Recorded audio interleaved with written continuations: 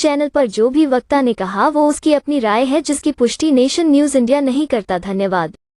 बार बार बात ये आ रही थी कि पूछा जाए, किससे पूछा जाए? ना तो आज के टाइम में जो केंद्र सरकार है ना मीडिया से बात करती है ना अपोजिशन से बात करती है, तो किससे पूछा जाए?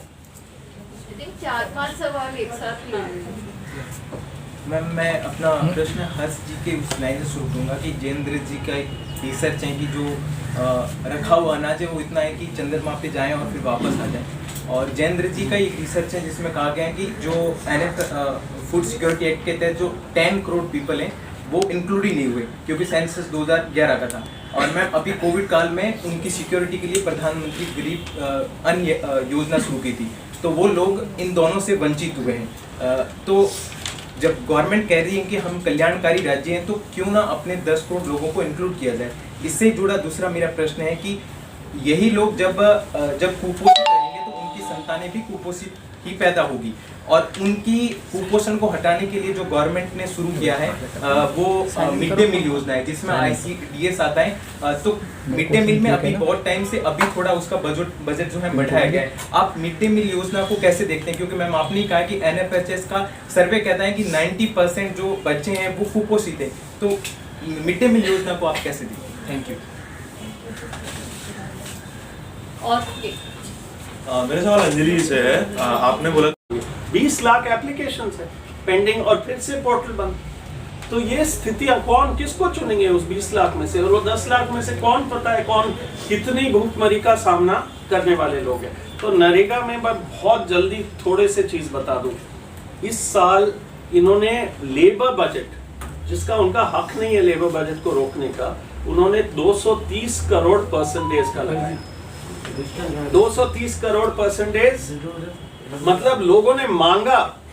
कहता है स्टेट की मुझे इतने 320 करोड़ परसेंटेज था, 230 means they cut it by about 1/3। Rajasthan में 40 करोड़ परसेंटेज पिछले साल खर्च हुआ और इस साल 24 करोड़ परसेंटेज दिया गया है। So you can imagine that now it is finishing, they are begging, they are coming here saying please increase it, it is being squeezed. तो आपको लोगों को रोजगार नहीं मिलने वाला है। 100 दिन छोड़ो, आपका 80 दिन नहीं मिलने वाला है, 70 दिन नहीं मिलने वाला है, 50 दिन नहीं मिलने वाला है। और ये खेल है, बाद में कहेंगे इतना ही demand, and there are figures, the unmet demand हमें पता नहीं क्या, we'll send it out, but unmet demand is growing. Unemployment allowance इनके ही फिगर्स में होना चाहिए 33 लाख, इन्होंने दिया कुछ 20,000 मात्र। तो विकलांग और जो बुजुर्ग हैं, किसी भी गांव में आप जाएंगे देखेंगे भूख की स्थिति सबसे ज़्यादा इन वर्गों में है। उनके लिए सामाजिक तौर पे क्या सुरक्षा का इंतज़ाम, इतना हम लोग अमीर हो गए हैं, मतलब इतना धन है, इतना अन्न है, लेकिन हम अपने बुजुर्गों को मतलब इतना की व्यवस्था नहीं कर पाए हैं या करने के लिए तैयार नहीं है कि उन्हें भूखा नहीं सोना पड़े और कुपोषित नहीं होना पड़े। एक आखिरी चीज़ को भी समझना है कि ये पर्याप्त नहीं है, मतलब हमें पर्याप्त भोजन उपलब्ध होना चाहिए, लेकिन हमारे शरीर में लगना भी चाहिए, और उसको अब्जॉर्प्शन कहते हैं। और कुपोषण का एक, और बच्चों में खास करके कुपोषण का बहुत बड़ा कारण ये है कि बच्चा जब जन्म लेते हैं तो बीमारी से ग्रस्त होते जाते हैं, क्योंकि साफ पानी नहीं है, और छोटी बीमारी पड़ने पे भी कोई इलाज की व्यवस्था नहीं है। तो ये संदर्भ को भी हमें समझना होगा कि ना सिर्फ भोजन, और भोजन के साथ मैं कह रहा हूँ कि श्रमिक अधिकार, किसानों के हकों की बात, सामाजिक सुरक्षा को मजबूत करना, और स्वास्थ्य और साफ पानी। NMS ऐप उसको कहते हैं, कुछ लोग तो कहने लग गए इसको नरेंद्र मोदी ऐप, क्योंकि वो वहाँ कह रहे हैं कि आप फोटो लीजिएगा लोगों को। केंद्र सरकार कह रही है सारे नरेगा के वर्कर्स, अब 10 करोड़ लोग छोटे छोटे गांव में आते हैं, दिन में 2 बार फोटो लीजिएगा, और जिनका फोटो नहीं आएगा उनको अटेंडेंस नहीं मिलेगा। तो आपको स्थिति देखनी चाहिए उस रिमोट जगहों में। और पहले उन्होंने कहा था कि ठीक है हम इसका एक मैनुअल ओवरराइड कर सकते हैं। वीडियो कह सकता है कि नहीं, इनके यहाँ तो आए थे और मस्ट्रोल में आया है और ये ऐप चला नहीं, उस समय कनेक्टिविटी नहीं थी, कुछ और चीज़ नहीं था। लेकिन 100% उन्होंने कह दिया ये हम ब्लॉक कर रहे हैं, कलेक्टर को दे रहे हैं, और कलेक्टर के लिए भी एक लंबा चौड़ा प्रोसीजर।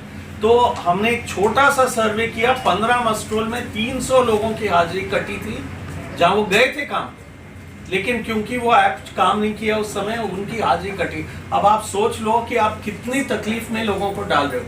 लेकिन आपने ये क्यों किया? करप्शन से लड़ने के लिए।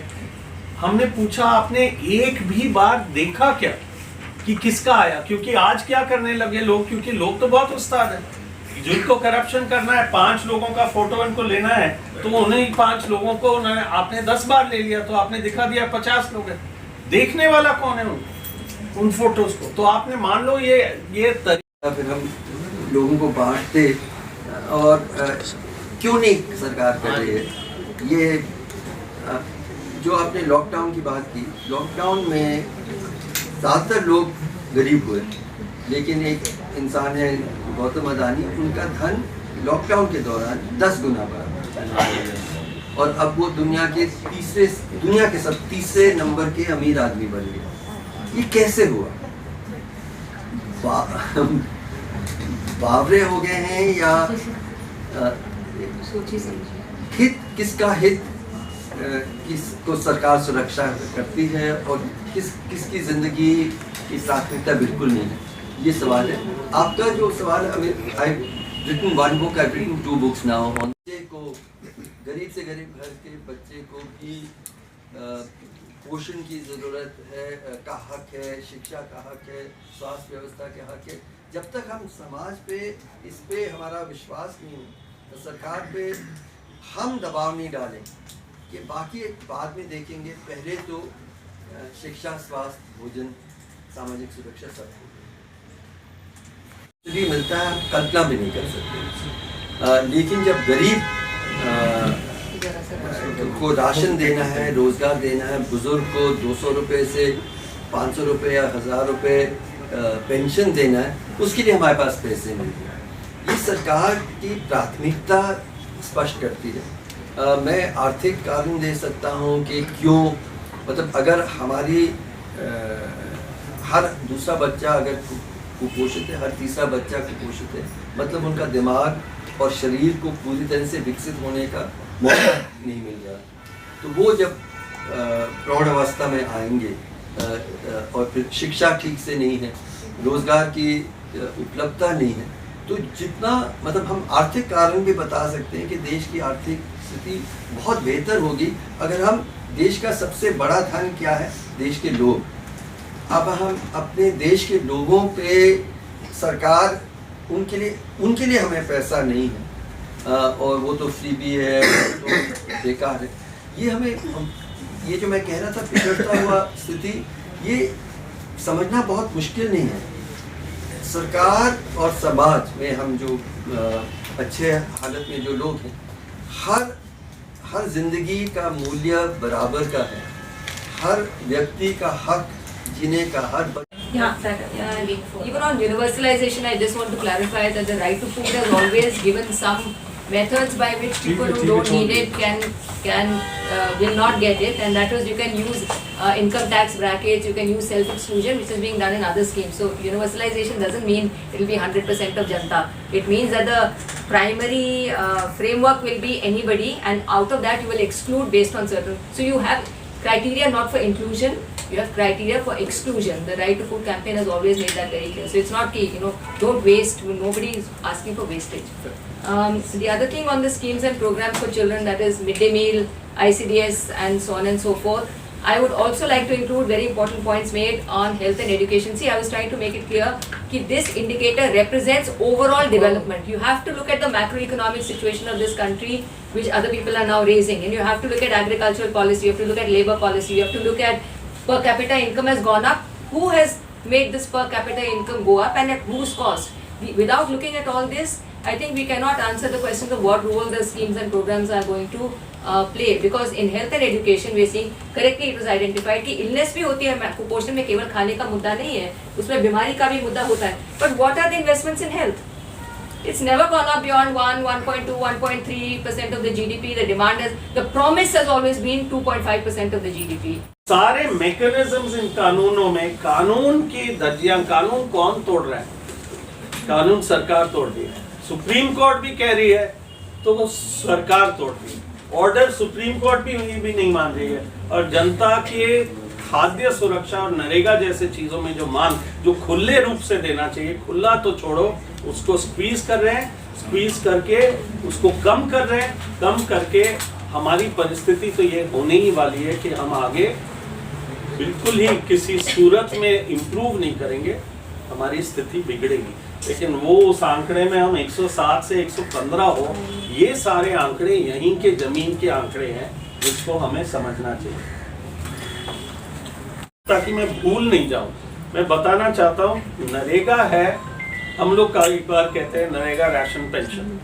एक और बहुत महत्वपूर्ण चीज है बुजुर्गों के लिए, डिसेबल्ड लोगों के लिए, विडोज के लिए। आज भी पेंशन, आपसे किसी से मैं पूछना चाहता हूं, आपको कोई एक आइडिया होगा कितना होगा? 200 रुपए महीना। Social security pension of a centrally sponsored scheme 200 रुपया महीना एंड 300 रुपया महीना, ये दो स्लैब्स है। अब ये 2007 से वहां अटका हुआ है।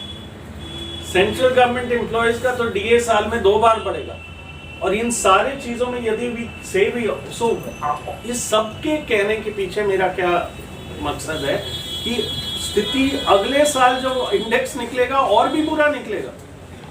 जहां करोड़ों लोग खाना खा रहे हैं, जहां करोड़ों लोग रोजगार पा रहे हैं, जहां करोड़ों लोगों को पेंशन मिल रहा है, सबसे बड़े आपके कार्यक्रम है, उसमें महंगाई तो बढ़ती जा रही है। आप you are not keeping pace with that. आप उसके बजट को स्क्वीज कर रहे हो और फिर आप कह रहे हो नहीं ये तो हमारे खिलाफ कंस्पिरेसी है। उनको क्या लगा है कंस्पिरेसी करने के लिए? हम जब ये चिल्ला रहे हैं और बोल रहे हैं और लोग बोल रहे हैं, लोग कह रहे हैं कि मेरा राजस्थान सरकार ने अपने बजट में कहा हम 10 लाख लोगों को और एनएफएसए में पेंडिंग है, उनसे लड़ाई है क्या? तो वहाँ एक स्टडी हुआ था, वहाँ नरेगा से जुड़े हुए नरेगा संघर्ष मोर्चा और लोगों ने जाके वो स्टडी किया। उसमें व्यापक तौर पर पाया गया कि नरेगा के बंद होने की वजह से क्या क्या चीजें, डेट और लोन बढ़ गया था, ट्रांसपोर्ट कॉस्ट बढ़ गया था क्योंकि आपको वहां रोजगार नहीं, दूर दूर तक जाना पड़ रहा था, तो आपके और पैसे लग रहे थे थोड़ा बहुत रोजगार कमाने के लिए, अंत में वो पार नहीं पड़ी तो माइग्रेशन बढ़ गया, अनएम्प्लॉयमेंट बढ़ गया, महिलाओं का रोजगार खत्म हो गया क्योंकि नरेगा एक महिलाओं के लिए एक बहुत बड़ा रोजगार का स्रोत है और उसी से महिलाएं करती है। और आज भी कोई काम नहीं है, बंगाल का काम ही नहीं चालू किया इस साल में। आप सोच सकते हो एक पूरा स्टेट जो टॉप स्पेंडिंग टॉप नीड वाले स्टेट्स का था, एक पूरे स्टेट में आपने 2022 में काम ही नहीं चालू होने दिया। तो वो is that not a crime against the people of that state? The people of that state, we are not getting into anything else. और जिसने भ्रष्टाचार किया उनके खिलाफ कार्रवाई करो। अब ये क्या कह रहे हैं, हम लोगों ने ही मांग किया सोशल ऑडिट करो, तो वो कह रहे हैं कि सोशल ऑडिट की वजह से हम रोकेंगे। अब कार्रवाई करो ना, आपके ही अधिकारी, आपके ही आईएएस के, आपके ही दूसरे लोग हैं, उनके खिलाफ कार्रवाई करो, हम उसमें साथ देंगे। लेकिन इसको बताने के पीछे, इससे संदर्भ केवल नरेगा का मैं एनालिसिस नहीं करना चाहता हूं, मैं करना चाह रहा था एक चीज, आपको काम मिले और समय पर दाम मिले। ना काम मिल रहा है ना दाम मिल रहा है। एक सीधी सी चीज है, 1,11,000 करोड़ का एलोकेशन था कोविड के बाद, के 40,000 करोड़ बढ़ाने के बाद, आज हमारे 73,000 करोड़ का एलोकेशन। तो ये बढ़ेगा, थोड़ा बहुत बढ़ेगा, लेकिन इसका, और आज पूरे सरकार में वो 73,000 करोड़ में केवल 6,500 करोड़ रह गया है उस किटी में, तो वो 6,300 करोड़, तो वो आप कैसे चलाओगे बाकी समय मार्च तक, 31 मार्च तक? और आज भी आप क्या कर रहे हो? मैं 3-4 उदाहरण इसमें देना चाहता हूँ।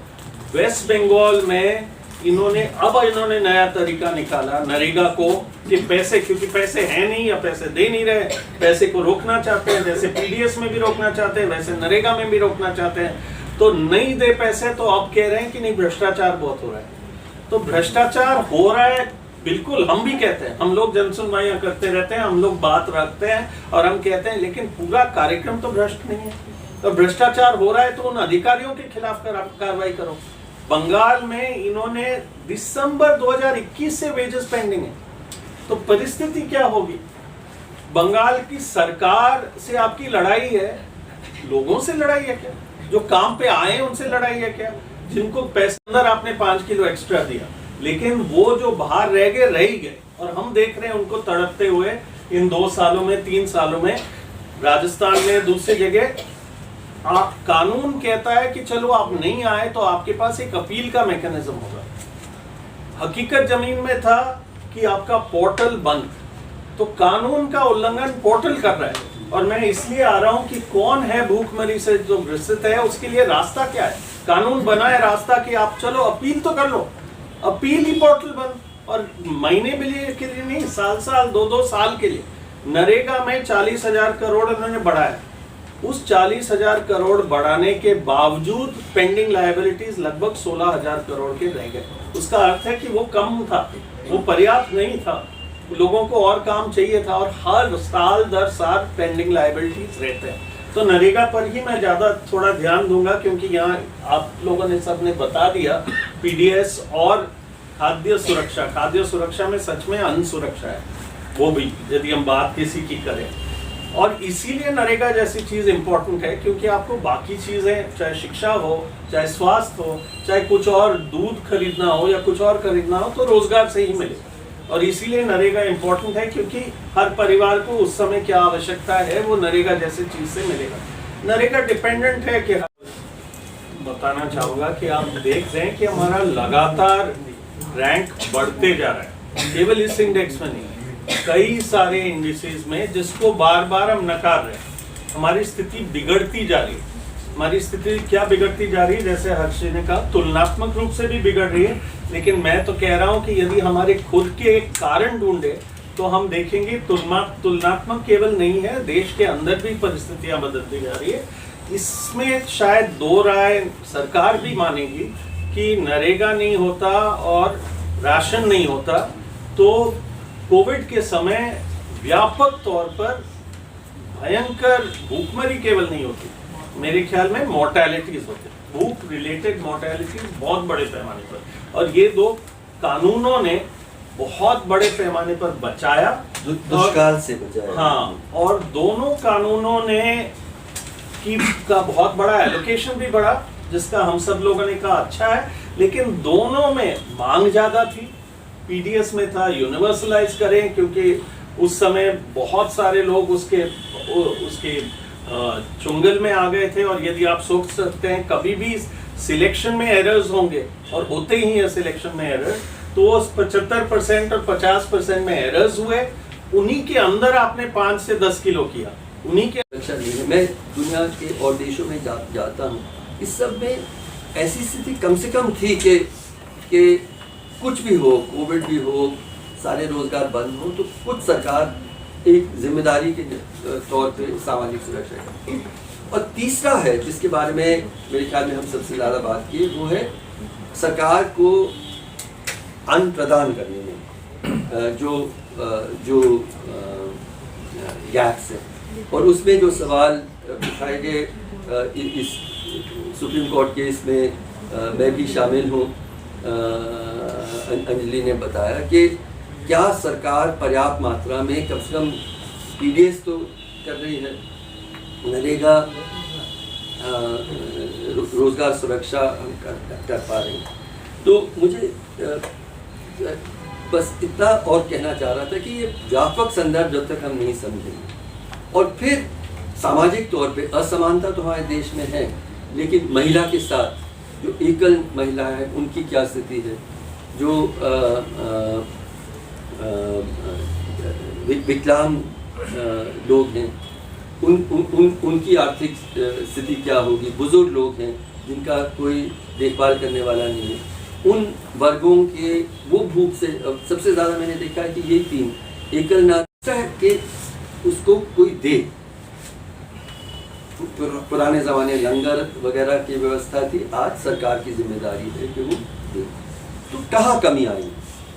मुझे लगता है कि इन तीनों में बहुत बड़ी कमी है, ये हमें देखना ज़रूरी है कि किसानों के हक, जो छोटा किसान है जो मध्यम किसान, जो मछुआरे हैं, जो जंगल में, इन सब के हालात क्यों बिगड़ते जा रहे हैं, ये और भूख की स्थिति का तब तक हम हल नहीं कर पाएंगे जब तक हम किसान को मजबूत नहीं कर पाएंगे। एक तो ये। दूसरा, और मैं और भी गहराई से, मैं अपने परिवार के लिए पर्याप्त भोजन कैसे खरीद सकता हूँ? मैं जो वेतन कमाता हूँ उससे मैं खरीद सकता हूँ या सकती हूँ। तो जो आज भी हर 10 में से 9 मजदूर इस देश में, 10 में से 9 मजदूर असंगठित मजदूर, मतलब उनको कोई सामाजिक सुरक्षा नहीं है,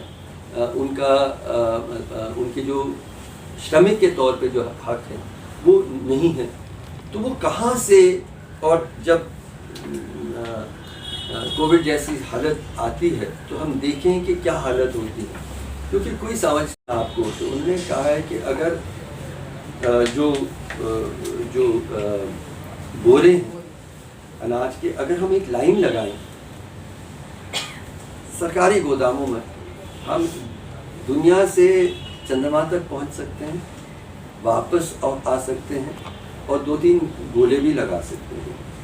इतना अनाज सरकारी गोदामों में है। फिर भूख, कुपोषण, हर तीसरा बच्चा आज भी कुपोषित है। क्यों? और क्या ये सवाल, मतलब ये आंकड़ा ठीक नहीं था, ये नहीं था, ये सरकारी आंकड़ों के आधार पे ही ये इस स्थिति में हम पहुंचे हैं। बहुत वक्त नहीं है, मतलब इसके कारण क्या हो सकते हैं हम लोग, पर मुझे लगता है कि 2-3 चीज़ें पे मुझे संकेत करना जरूरी है। एक परिवार को पर्याप्त भोजन किस तरह से मिल सकता है? 3 तरीके हैं। या तो वो उसको उगा सकता है, पैदा कर सकता है, किसान हो, मछुआरा हो, जंगलों में जो इकट्ठा करते हैं, तो एक तो ये तरीका है। दूसरा है वो खरीद सकता है, मतलब वो कमाए और अनाज को, भोजन को खरीदे। और ये हमें पहली बात समझना चाहिए कि ये कहा जा रहा है, ये जो आंकड़े बता रहे हैं वो ये बता रहे हैं कि पूरी दुनिया में आखिर हर सरकार कोशिश करेगी कि भूख और कुपोषण पे काबू हो, लेकिन इन कोशिशों में हम पिछड़ते जा रहे हैं तुलनात्मक तौर पे। ये पहली चीज़ हमें समझना जरूरी है। दूसरा कि ये और ज़्यादा मुझे लगता है कि हम सबको, हर सोचने वाले नागरिक को ये सवाल पूछना चाहिए कि एक तरफ आप कह रहे हैं कि आपके पास इतने गोदामों में, सरकारी गोदामों में इतना अनाज है कि हम समझ नहीं पा रहे हैं कि हम इसके साथ क्या करें, और हमारी आर्थिक प्रगति, ग्रोथ रेट ज़रूर कम हुई है, लेकिन फिर भी हम कह रहे हैं कि हम तो दुनिया के सामने चमकता हुआ एक उदाहरण है। अगर इतना अनाज है और इतनी आर्थिक विकास है, तो फिर कुपोषण और भूख पे हम क्यों काबू नहीं ले पा रहे हैं? ये मुझे लगता है कि हमारा, जो आप लोग मीडिया में हैं और हम सोचने वाले नागरिक हैं, हमें ये सवाल पूछना चाहिए कि क्या दिक्कत है। जॉर्ज हमारे एक साथी हैं, उन्होंने, अब हम कहें कि 70 मिलियन टन गोदामों में भरा है, तो ना मुझे समझ में आएगा ये रिपोर्ट क्या कह रहा है। ये रिपोर्ट ये नहीं कह रहा है कि भूख और कुपोषण के हालात में सुधार नहीं हुआ। ये रिपोर्ट ये कह रहा है कि भूख और कुपोषण की हालत तुलनात्मक तौर पे, अगर हम बाकी देशों को देखें, जितनी प्रगति बाकी देशों ने की है कुपोषण और भूख पे नियंत्रण करने में, उस पर काबू करने में, उससे हम और पिछड़ते जा रहे हैं। ये पहली चीज़ है। और बहुत दूर नहीं जाएं, नेपाल लगभग आधी, मतलब पर कैपिटा इनकम हमारे से आधी ही रही, और 15 साल तक वहाँ पे माओवादी आंदोलन भी चला, बहुत कुछ बिखर गया, लेकिन नेपाल भी आगे बढ़ गया। बांग्लादेश जिसके बारे में हम कहते रहते हैं कि वहाँ के लोग यहाँ गरीबी के कारण से आएंगे, उल्टी स्थिति है कि वो हमसे बहुत आगे निकल चुके हैं। एक देश था जो हमारे पड़ोस में जहाँ से हम थोड़ा आगे रहते थे, वो था पाकिस्तान। अब पाकिस्तान भी आगे निकल गया। Press the bell icon on the YouTube app and never miss another update.